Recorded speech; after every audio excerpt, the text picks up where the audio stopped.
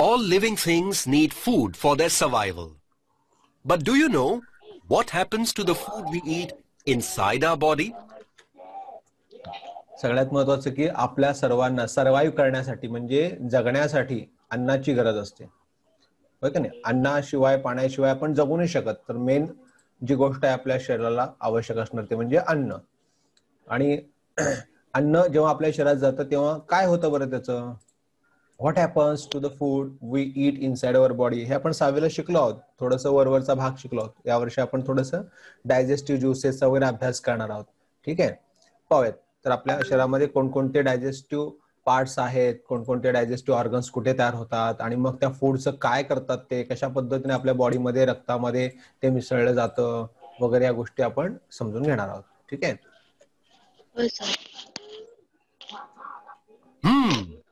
Yes. The food that we eat is complex.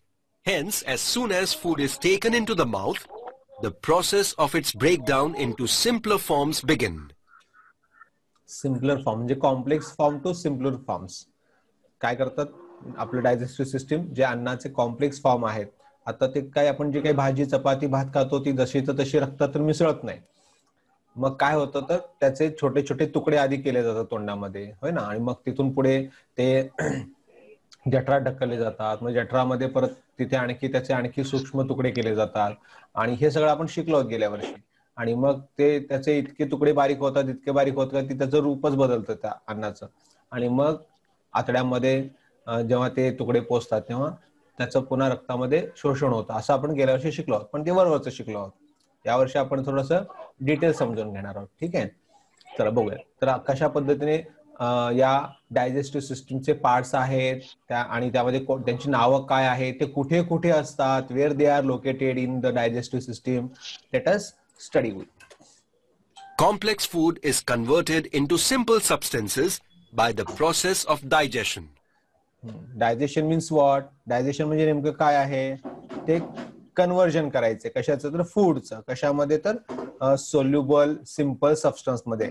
आणि एवढंच conversion करून नाही थांबायचे, तर ते ऍब्झॉर्ब झालं पाहिजे बॉडीमध्ये. जे काही सोल्युबल सबस्टन्स तयार झालेले आहेत ते काय झाले पाहिजेत बॉडीमध्ये? ऍब्झॉर्ब झाले पाहिजेत. या दोन गोष्टी होणं गरजेचं आहे. Conversion of the food into the soluble form हे पहिलं होणं गरजेचं आहे. आणि दुसरं, ते जे सोल्युबल फॉर्म सबस्टन्स बनलेले आहेत ते ऍब्झॉर्ब झाले पाहिजेत बॉडीमध्ये. या दोन गोष्टी जेव्हा होतात तेव्हाच डायजेशन झालं असं म्हणता येतं. लक्षात ठेवा. हा, सुरू करूया. Substances produced as a result of digestion are absorbed and get mixed with the blood. आणि यांनी कुठे दाखवले बाणा बघा या ठिकाणी? हे चित्र कुठलं दाखवले तर इंटेस्टाईन मधलं चित्र दाखवलंय. इंटेस्टाईन मध्ये काय होतं? जे काही डायजेस्टेड फूड असतं ते इंटेस्टाईन मध्ये येतं, किंवा इंटेस्टाईन मध्ये पण डायजेशन होतं. त्याचं काय होतं? ऍब्झॉर्प्शन होतं, म्हणजे शोषलं जातं. कुठे? तर ब्लड वेसल मध्ये, रक्तामध्ये. या ठिकाणी प्रोसेस चालते, लक्षात ठेवा. तर या दोन गोष्टी होणं गरजेचं आहे, तर डायजेशन झालं असं आपण म्हणू शकतो. The blood transports these simple substances to all the parts of the body. हा, मग ऍसिमिलेशन म्हणजे हा पुढचा प्रकार आहे. म्हणजे शोषले गेलेले जे काही पदार्थ आहेत रक्तामध्ये ते पोहोचवणे, प्रत्येक भागापर्यंत पोहोचवणे, त्याला ऍसिमिलेशन असंही म्हणतात. पोषण होणे असंही त्याला म्हणतात. म्हणजे हा डायजेशनचा पुढचा टप्पा आहे. लक्षात, आपण मला वाटतं न्यूट्रिशन या धड्यामध्ये बघितलं होतं की त्यामध्ये 5 टप्पे आहेत डायजेशनचे. त्यातला हा एक ऍसिमिलेशन हा टप्पा आहे. ठीक आहे, तुम्हाला जर आठवत असेल तर त्याच्यामध्ये इंगेशन, डायजेशन, ऍब्झॉर्प्शन, ऍसिमिलेशन आणि इगेशन अशा पद्धतीने 5 टप्प्यातून बघितले होते. तर ते डायजेशनचे टप्पे आहेत, लक्षात ठेवा. These simple substances are then used to perform various body functions efficiently. So come, let us learn how the process of digestion takes place inside our body and which organs are involved in this process in detail. Conversion of food into a soluble form and its absorption into the blood is called digestion. Exact काय definition आहे डायजेशनची? तर त्यातले 2 steps लक्षात ठेवा. पहिला step काय? Conversion. कशाचं? Food मटेरियलचं. कशामध्ये? Into soluble form. Soluble form म्हणजे काय? रक्तामध्ये विरघळू शकणारे किंवा रक्तामध्ये शोषले जाऊ शकणारे जे काही पदार्थ आहेत अशा पदार्थामध्ये त्याचं कन्व्हर्जन करणं, अन्नाचं conversion of food into soluble form. And दुसरा स्टेप काय त्याच्यामध्ये, ऍब्झॉर्प्शन म्हणजे शोषले जाणे. कशामध्ये, इनटू द ब्लड, ते रक्तामध्ये शोषले गेले पाहिजे. अशा दोन पदार्थ, अशा पद्धतीने जी काही प्रोसेस चालते, ठीक आहे, त्याला काय म्हणायचं, डायजेशन. लक्षात ठेवा, ती डेफिनेशन आहे डायजेशनची. Different organs together carry out the process of digestion of food. These organs together form a system called the digestive system. कोण बघा, आता वेगवेगळे ऑर्गन्स आहे त्याच्यामध्ये. माउथ आहे, माउथ मध्ये टीथ आणि टंग आहे. त्याचबरोबर तिथं सलायव्हरी ग्लँड्स असतात, लाळ येते ना तोंडामध्ये, ती सलायव्हरी ग्लँड्स मधून येते. त्यानंतर हा घसा आहे, होय ना, तर ह्याला थ्रोट असं आपण म्हणतो. आता आपण ह्याला दुसरा शब्द वापरणार आहोत, फॅरिंग्स. आणि इसोफेगस आहे खालीपर्यंत, हे जे ट्यूब लाईक पार्ट आहे connected to mouth, and this is stomach. ठीक आहे, दिस इज द लिव्हर. त्याच्या खाली गॉल ब्लॅडर, त्यानंतर ह्याच्या खाली इथे पॅनक्रियाज. मग हे स्टमकला कनेक्टेड पुढे आहे स्मॉल इंटेस्टाईन. स्मॉल इंटेस्टाईनला कनेक्टेड आहे ते म्हणजे लार्ज इंटेस्टाईन. लार्ज इंटेस्टाईनच्या पुढे कनेक्टेड आहे ॲनस. असे हे डायजेस्टिव्ह सिस्टीमचे वेगवेगळे ऑर्गन्स आहेत. आणि हे सर्व ऑर्गन्स वेगवेगळं काम करतात आणि खाल्लेल्या अन्नाचं पचन घडवून आणतात आणि सपोर्ट करतात. लक्षात ठेवा, बॉडीला सपोर्ट करतात आणि अशा पद्धतीने एक संपूर्ण सिस्टीम बनवून ते काम करत असतात. त्यांचा एकच उद्देश आहे, अन्नाचे पचन घडवून आणणे. आणि वेगवेगळ्या लेवलला वेगवेगळ्या पद्धतीने ते काम चालू असतं. पाहूयात आपण आता डिटेल्स मध्ये. In human beings, the digestive system in human beings consists of the alimentary canal and digestive glands. दोन भाग आहेत डायजेस्टिव्ह सिस्टीमचे, लक्षात ठेवा. याच्यामध्ये अलिमेंटरी कॅनल हा जो प्रकार आहे त्याच्यामध्ये वेगवेगळे ऑर्गन्स येतात सगळे. ठीक आहे, आणि डायजेस्टिव्ह ग्लँड्स हा जो प्रकार आहे त्याच्यामध्ये वेगवेगळे ज्युसेस तयार ज्या ठिकाणी होतात. ज्युसेस म्हणजे काय प्रकार आहे तर पाचक रस आपण ज्याला म्हणतो, की ज्याच्यामुळे पचन होण्यासाठी, अन्न खाल्लेलं पचन होण्यासाठी उपयोगी पडतात असे रस जे असतात ते डायजेस्टिव्ह ज्युसेस जिथे तयार होतात त्याला ग्लँड्स असं नाव आहे. ग्रंथी पण असं त्याला मराठीत म्हणतात. ठीक आहे, मग असे दोन पार्ट आहेत एलिमेंटरी कॅनल आणि डायजेस्टिव्ह ग्लँड्स. कोणाचे, डायजेस्टिव्ह सिस्टीमचे. ठीक आहे, मग त्यानुसार तुम्ही लक्षात ठेवा. आता पुढे पुढे जसं आपण जाऊ तर तसं लक्षात ठेवायचं की ऑर्गन कोणता आहे तो एलिमेंटरी कॅनलचा भाग असणार. ग्लँड जो आहे तो डायजेस्टिव्ह ग्लँडचा भाग असणार. त्याच्यामध्ये डायजेस्टिव्ह ज्यूस तयार होत असणार. आणि डायजेस्टिव्ह ज्यूस ह्या ऑर्गन्स मध्ये, एलिमेंटरी कॅनलच्या ऑर्गन्स मध्ये वापरले जातात. पहा कसे.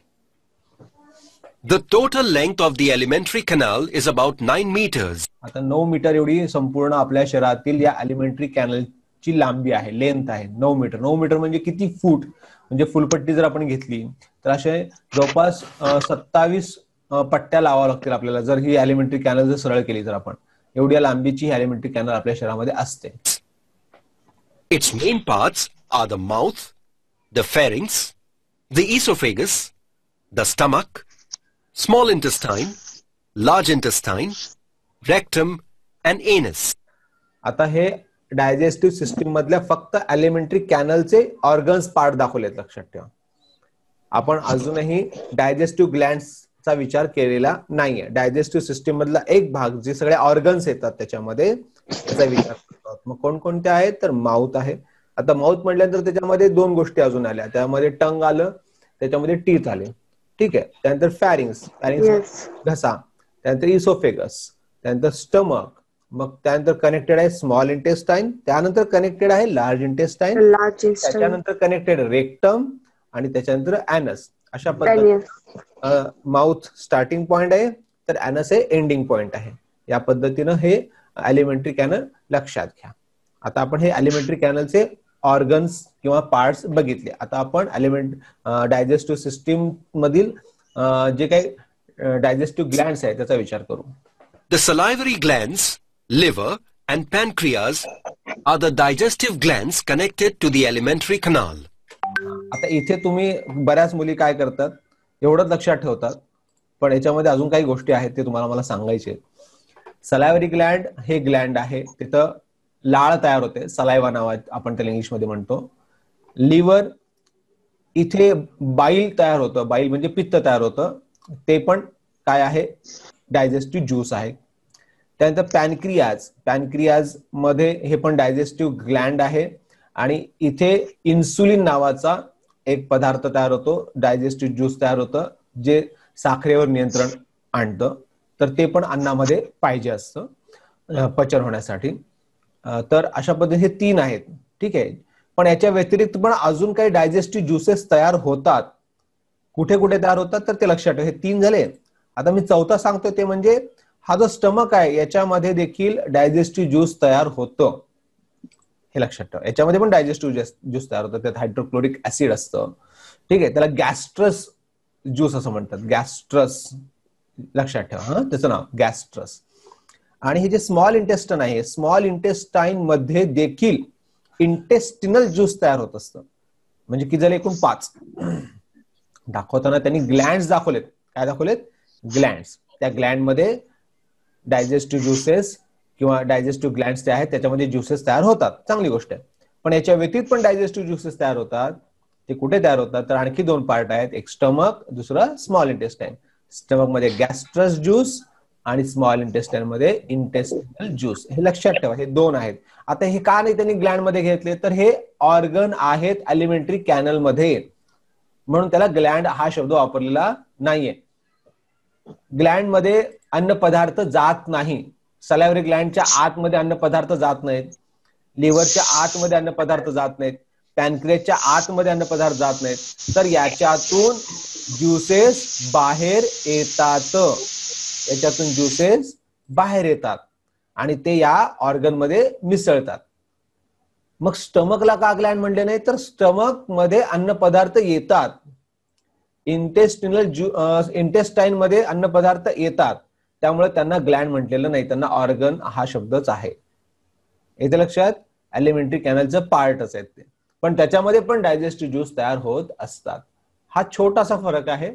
तुम्ही लक्षात घ्या. जर तुमच्या लक्षात आलं तर मग तुम्हाला पुढे कुठे अडचण येणार नाही. चला पुढे जाऊ. Are the digestive glands connected to the alimentary canal? Different organs of the digestive system systematically perform the function of digestion. आणि या ठिकाणी हे जे सगळे ऑर्गन्स आहेत, हे सगळे ऑर्गन्स हे वेगवेगळ्या ठिकाणी आपलं काम सिस्टमॅटिकली म्हणजे शिस्तबद्ध पद्धतीने, नियंत्रित पद्धतीने, व्यवस्थितपणे आपापलं काम त्या त्या टप्प्यावर पूर्ण करत असतात. हे लक्षात ठेवा. They will perform. परफॉर्म म्हणजे काय? त्या ठिकाणी सादर करतात असं त्याचा अर्थ आहे. परफॉर्म म्हणजे पूर्ण करणे. तर आपलं जे काम आहे ते सिस्टमॅटिकली, व्यवस्थितपणे ते आपलं फंक्शन जे आहे ते कंप्लीट करत असतात.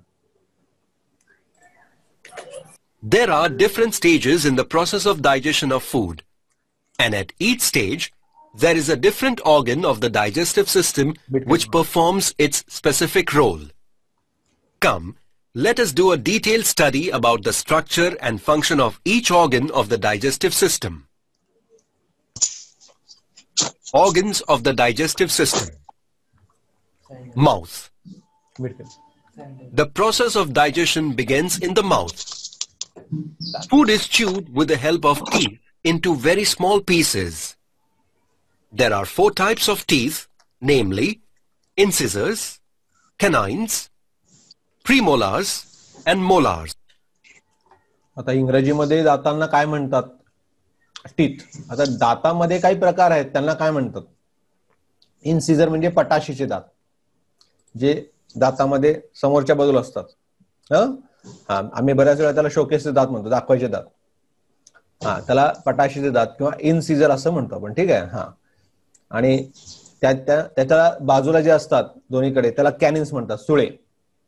ठीक आहे. आणि मग त्याच्या आतमध्ये जे असतात ते प्रीमोलर्स, उपदाढा.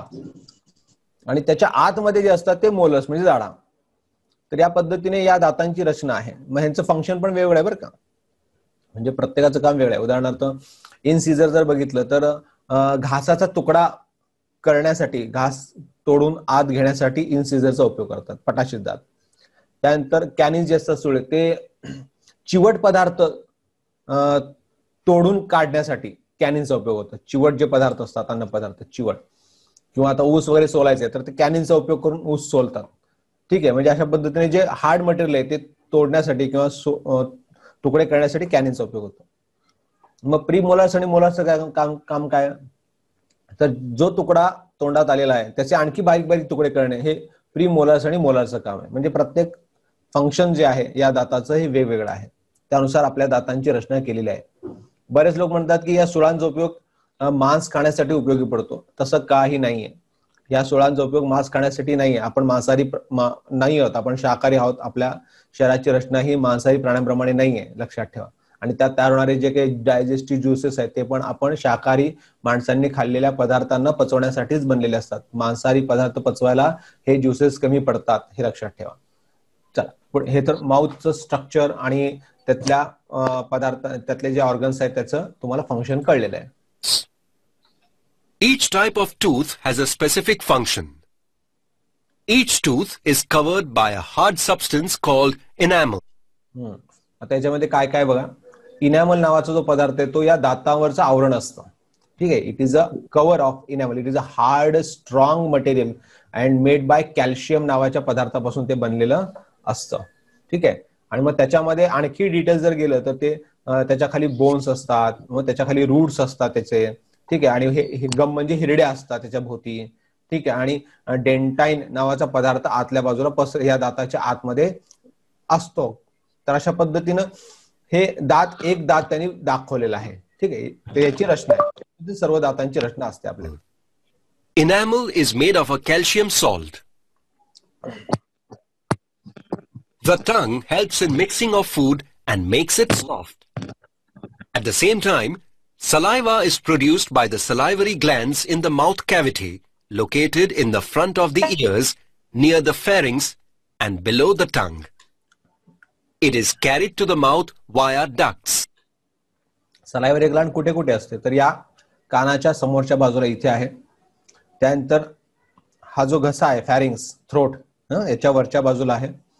आणि जीभ जिथे असते त्याच्या खालच्या बाजूला आहे. 3 ठिकाणी ही सलायव्हरी ग्लँड आपल्या तोंडामध्ये असते. आणि त्या 3 ठिकाणाहून लाळ आपल्या तोंडामध्ये येत असते. आणि जो घास आपल्या तोंडामध्ये असतो जिभेमुळे. आवाज लय बारीक यायलाय. हा, जिभेमुळे काय होतं, जिभेमुळे आता येतोय व्यवस्थित? हॅलो, येतोय व्यवस्थित आवाज? हा, ठीक आहे. तर हा, जिभेमुळे तो पदार्थ काय होतो, तर लाळ जी आहे ती या अन्नामध्ये मिसळते. लाळेमध्ये एक आणखी घटक आहे, तो तुम्हाला सांगायचा. लाळ कशापासून बनलेली असते, टायलिन नावाच्या एका केमिकल पासून ही लाळ बनलेली असते. ते पाचक पदार्थ आहे. आणि त्याचं काम काय टायलिनचं, तर जे काय आपल्या अन्नामध्ये स्टार्च नावाचा पदार्थ असतो, स्टार्च म्हणजे पीठयुक्त पदार्थ जे असतात किंवा कुठल्याही पदार्थात जो काही स्टार्च असतो, पिष्टमय पदार्थ, त्याचं कन्व्हर्जन जे आहे शुगर म्हणजे साखरेमध्ये करतात. अशा पद्धतीने लाळे मध्ये हे टायलिन नावाचा पदार्थ असतो, ते जे काही स्टार्च आहे त्याचं कन्व्हर्जन करतं ते शुगरमध्ये. आणि त्याचं नाव आहे माल्टोज. हे फार डिटेल झालं तरी काय हरकत नाही, तुम्ही लक्षात ठेवा ही गोष्ट की लाळेमध्ये काय असतं, त्याचं त्याचा उपयोग कशासाठी होतो हे तुम्ही लक्षात ठेवा. आणि त्या पद्धतीने लिहा तुम्ही. मी तुम्हाला होमवर्क देणार आहे, त्याच्यामध्ये पण या सगळ्या गोष्टी येणार आहेत पुढे पुढे. It is mixed with the food during the process of chewing. Chewing म्हणजे the saliva contains an enzyme called ptyalin. हे एन्झाईम, आता एन्झाईम शब्द तुम्हाला नवीन आहे, त्याच्याबद्दल तुम्हाला मी सांगेन पुढे. तर ते एक प्रकारचं पाचक रसच आहे. ठीक आहे. Or salivary amylase. Ptyalin converts starch into a sugar called maltose. हे लक्षात ठेवा तुम्ही. Learn a new word. बघा, enzymes are substances secreted in the body of an organism which bring about specific chemical reactions. तर enzyme हा असा एक पदार्थ आहे आपल्या शरीरामध्ये की तो एक केमिकल आहे आणि त्याचे काम ठराविक पद्धतीने चालत असतं. डायजेस्टिव्ह सिस्टीम मध्ये डायजेस्टिव्ह ज्यूस असतात ते थोडक्यात. आणि त्यांचं काम काय, तर अन्न जे आहे, फूड जे आहे ते पचवण्यासाठी मदत करणे. हे फक्त मदत करतात बरं का, स्वतः पचवत नाहीत. मग पचवण्याचं काम कोण करतं, ऑर्गन्स करतात. ऑर्गन्स मधले जे काही आतले छोटे छोटे पार्ट्स असतात ते हे डायजेस्टिव्ह ज्युसेस जे काय अन्नामध्ये मिक्स झालेले त्याचा उपयोग करून हे अन्न पचवण्यासाठी काम करतात. लक्षात ठेवा. म्हणजे enzymes are only supports or only helps to digestion. They act as catalysts. Digestive enzymes of the digestive system bring about changes in the food materials. Metabolic processes are impossible without enzymes. Enzymes are a specific type of proteins. हे काय असतात? हे enzymes म्हणजे कशाचे बनले असतात? ते proteins पासून बनलेले असतात. म्हणजे आपलं 99% आपलं शरीर प्रोटीन पासून बनलेलं, लक्षात ठेवा. फक्त एवढंच आहे की प्रोटीन्सला प्रोटीन कनेक्ट होऊन वेगळे प्रकारचे पदार्थ बनलेले असतात. ठीक आहे. हा, आणि हे जे ग्लुकोज वगैरे आहेत, शुगर्स वगैरे, त्याच्यामध्ये मग कार्बन, हायड्रोजन, ऑक्सिजन वगैरे आहेत, ते ऊर्जा निर्माण करणारे पदार्थ आहेत आपल्या शरीरामध्ये. या ग्लुकोजचं कन्व्हर्जन जेव्हा माल्टोज मध्ये होतं, ते माल्टोज मध्ये होण्यासाठी एन्झाईम उपयोगी पडतं. ग्लुकोज हा स्वतंत्र पदार्थ आहे आणि एन्झाईम जेव्हा त्याच्यावर ऍक्ट होतं तेव्हा त्या ग्लुकोजचं कन्व्हर्जन, आता इथे जी रिकामी पोकळी आहे, या पोकळीमध्ये हे एन्झाईम काय करतं, त्या ग्लुकोजवर प्रोसेस करून काय करतं, त्या ग्लुकोजचं या रिकाम्या भागामध्ये जेव्हा हा पदार्थ येतो तेव्हा नवीन पदार्थ जो बनतो संपूर्ण माल्टोज बनतो. म्हणजे एवढाच फक्त माल्टोज नाहीये, ते दाखवताना त्यांनी चूक केली ती. हा सगळा पदार्थ जो आहे पिंक कलरचा आणि ऑरेंज कलर सगळा मिळून तो काय बनतो, तर माल्टोज बनतो. तर अशी ही पद्धत असते याच्यामध्ये. Most active at आता तो माल्टोज झाला सगळा, लक्षात ठेवा. normal body temperature. Pharynx or throat. The esophagus and trachea open into the pharynx. आता फॅरिंग्स किंवा थ्रोट म्हणजे घसा, आणि कुठे असतो आणि त्यात काय असतं, तर घशामध्ये दोन गोष्टी ओपन होतात. एक म्हणजे ट्रॅकिया किंवा ट्रॅचिया पण त्याला म्हणतात, आणि इसोफेगस. आता ट्रॅकिया हे श्वसन नलिकेसंबंधित रेस्पिरेटरी सिस्टीम कडे, तिथून कार्बन डायऑक्साईड बाहेर जातो आणि ऑक्सिजन आत जातो वगैरे, ह्या गोष्टी त्या ट्रॅकियामध्ये घडत असतात. आणि त्याच्या पाठीमागे जे असते ट्रॅकियाच्या, ते म्हणजे अन्ननलिका, ज्याला इसोफेगस असं म्हणतात. ग्रसनी पण त्याला शब्द आहे, लक्षात, ग्रासिका, ग्रसनी असे त्याला शब्द आहेत. तर अशा पद्धतीने या फॅरिंग्स मध्ये ह्या दोन गोष्टी असतात. Esophagus. The esophagus is a tube leading from the pharynx to the stomach. कुठून स्टार्ट होतं? फॅरिंग्स पासून. ठीक आहे. ऍक्च्युली थ्रोट पासून ते सुरू होतं. माउथला कनेक्टेडच आहे ते थोडक्यात, पण ऍक्च्युली स्टार्टिंग ते फॅरिंग्स मध्ये होतं आणि कुठेपर्यंत पोहोचतं, तर स्टमक पर्यंत. याचं काम काय, तर जे काही अन्न खाल्लं गेलेलं आहे, जेव्हा जिभेकडून ते ढकललं जातं, पुश केलं जातं, अन्न लगेच फॉरवर्ड केलं जातं, तेव्हा हे वाहून आणतं फक्त जठरापर्यंत. It pushes the food towards the stomach. Stomach. The large sac-like part of the alimentary canal is called stomach. The gastric glands of stomach. बघा आता काय म्हणलं, गॅस्ट्रिक ग्लँड्स म्हणलेत ते. त्याच्या आतमध्ये काय आहे, तर गॅस्ट्रिक ज्यूस तयार होतं. आता त्यांनी काय शब्द वापरले, त्याला स्टमकला ऑर्गन म्हणलं, आणि त्याच्यामध्ये काय आहे, गॅस्ट्रिक ग्लँड आहे, त्याच्यात आत आहे ते. Secret gastric juice. त्यातनं गॅस्ट्रिक ज्यूस बाहेर. Food that has entered stomach is churned. Three components of gastric juice, namely, gastric juice कशाचं बनलेलं आहे हे डिटेल्स दिले जातात आहे. ठीक आहे. हे एन्झाईम, याच्यात कोणकोणते एन्झाईम आहेत बघा, पहा. hydrochloric acid, pepsin, and mucus are mixed with food here, and it becomes acidic. आणि इथं पदार्थ ऍसिडिक बनतं. कधी कधी पोटात आपल्या जळजळ करतं, छातीत जळजळ करतं. ते ऍसिडिक जास्त पदार्थ खाल्ल्यानंतर, इथं ऑलरेडी ऍसिड आहेत आणि अजून ऍसिडिक पदार्थ खाल्ल्यामुळे ऍसिडिटी वाढते पोटामध्ये, लक्षात ठेवा. तर इथं हा प्रकार होतो. त्यामुळे जास्त ऍसिडिक पदार्थ खायचे नसतात, कारण ऑलरेडी पोटातच ऍसिड असतं आपल्या बरंच. त्याच्यामध्ये काय काय असतं, हायड्रोक्लोरिक ऍसिड, पेप्सिन आणि म्युकस हे पदार्थ असतात. ते पचन करण्यासाठी मदत करतात, पदार्थाला ऍसिडिक बनवतात. Mainly proteins are digested in the stomach. इथं digest Due to the churning and the action of gastric juice, food becomes a semi-solid slurry which is slowly pushed. आता सेमी सॉलिड म्हणजे काय, तो घट्ट येणे आणि पातळ येणे, अशा पद्धतीचा एक मलम सारखा किंवा जेली सारखा पदार्थ इथं तयार व्हायला सुरू होतो, सेमी सॉलिड. ठीक आहे. आणि तो पुढे पुश केला जातो. into the small intestine. कुठे जातं? स्मॉल इंटेस्टाइन मध्ये. Liver.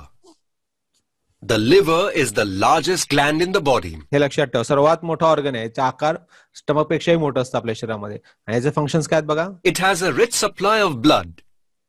Its main function is storage of glucose. The gallbladder is situated below. काय स्टोअर करतं ते? ग्लुकोज. ठीक आहे. म्हणजे आपल्या अन्नामध्ये जे काही ग्लुकोज आहे तयार झालेलं, ते इथं स्टोअर होतं आणि ग्लुकोज पासून एनर्जी मिळत असते आपल्याला लगेच. The liver. आणि लिव्हर काय करतं? बाईल तयार करतं, ते गॉल मध्ये जमा होतं. इथे जे ग्रीन कलरचं पार्ट दाखवले ना, तो गॉल ब्लॅडर असतो, लक्षात ठेवा. आणि हे लिव्हर पण जवळपास ग्रीन कलरच असतं, ते रेड दाखवले. सर परत आवाज कमी झाला. हा, येतोय का आता आवाज? हा, नाही हॅलो. सर. हा, It stores the bile, which is the digestive juice secreted by the liver. When the bile is carried into the small बाईल म्हणजे काय? पित्त. लक्षात ठेवा, आपल्या शरीरात जे पित्त तयार होतं ते इथं तयार होतं गॉल ब्लॅडर मध्ये. यकृताकडनं तयार होतं, गॉल ब्लॅडर मध्ये जमा होतं आणि ते पुढे फॉरवर्ड केलं जातं. कुठे? स्मॉल इंटेस्टाईन मध्ये. पहा आता, intestine, it mixes with the food there and helps in the digestion of fats. आणि जे काही फूड शिल्लक राहिलेलं आहे स्टमक मध्ये डायजेशन व्हायचं, ते जे फॅट्स वगैरे असतात त्याच्यामध्ये, तिथं प्रोटीन्स तयार झाले ना स्टमक मध्ये. आता फॅट्स जे आहेत पुढं ते या ठिकाणी आपल्याला त्याचे फोडून फॅटी ऍसिड वगैरे केले जातात त्या ठिकाणी. लक्षात ठेवा. आणि बाईल्स कडनं, त्याचबरोबर इंटेस्टिनल ज्यूस कडनं हे फोडून काय केलं जातं, त्याचं फॅटी ऍसिड कन्वर्ट केलं जातं. आणि पॅनक्रियाज जे पुढे येणार आहेत ते सांगतो तुम्हाला. या ठिकाणी एवढं लक्षात, 3 गोष्टी इथे येतात स्मॉल इंटेस्टाईन मध्ये. आता 2 झाल्या. एक इंटेस्टिनल ज्यूस स्वतःचा आहे त्याचा, आणि बाईल जे आलेलं आहे पित्त ते लिव्हर कडनं, गॉल ब्लॅडर कडनं आलेलं आहे ते. Bile contains bile salts. Pancreas. हे पॅनक्रियाज बघा. The pancreas secretes the pancreatic juice that contains various enzymes. आता हे डायजेस्टिव्ह ज्यूस पॅनक्रियाज मध्ये इन्सुलिन नावाचं असतं. मग त्याच्यामध्ये पण कोणते कोणते एन्झाईम असतात, तर ट्रॅप्सिन आहे, लिपेस आहे, अमिलेज आहे. पहा, हे तिथे येतात. हे फार डिटेल तुम्ही लक्षात ठेवू नका, काय लक्षात नाही तर सोडून द्या, काय टेन्शन घेऊ नका त्याचं. पण किमान काय काय होतं आपल्या बॉडीमध्ये डायजेस्टिव्ह सिस्टीम मध्ये हे तुम्हाला समजून येणं गरजेचं आहे. Small intestine. आता स्मॉल इंटेस्टाईन मध्ये 3 येतात. 3 प्रकारचे ज्यूस तिथे येतात. कोणकोणते येतात बघा. The small intestine is about 6 meters long. किती लांब आहे? 6 मीटर. 3 different digestive juices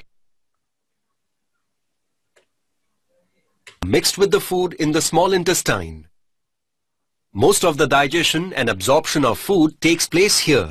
बघा इथं काय, प्रोटीन्स, फॅट्स आणि कार्बोहायड्रेट्स यांचं कन्व्हर्जन स्मॉल इंटेस्टाईन मध्ये मॅक्झिमम होतं. ते अमिनो ऍसिड, फॅटी ऍसिड आणि ग्लुकोज हे काय, ते सोल्युबल सबस्टन्सेस. लक्षात ठेवा, हे सोल्युबल सबस्टन्सेस आहेत आणि हे ऍब्झॉर्ब केले जातात आपल्या ब्लड मध्ये. हे इझिली ऍब्झॉर्ब होतात.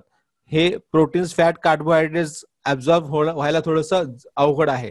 त्याचं कन्व्हर्जन याच्यामध्ये होत असतं. मग इथे डायजेशन प्रोसेस तुमची नियर अबाउट 50% कम्प्लीट झालेली आहे. Absorption of nutrients into the blood obtained from the digestion of food also occurs in the small intestine. त्यांनी इथे ते 3 गोष्टी सांगितल्या नाही. तुम्हाला मी पुन्हा सांगतो. लिव्हर मधनं येणारं बाईल जे गॉल ब्लॅडर मध्ये जमा असतं ते, त्यानंतर पॅनक्रियाज मध्ये तयार होणारे इन्सुलिन ते, आणि तिसरं त्याच्या स्वतःमध्ये असणारे इंटेस्टिनल ज्यूस. या 3घांचा उपयोग त्या ठिकाणी केला जात असतो. आणि इन्सुलिनचा उपयोग शुगर कंट्रोलसाठी केला जातो. लक्षात ठेवा बॉडीमध्ये.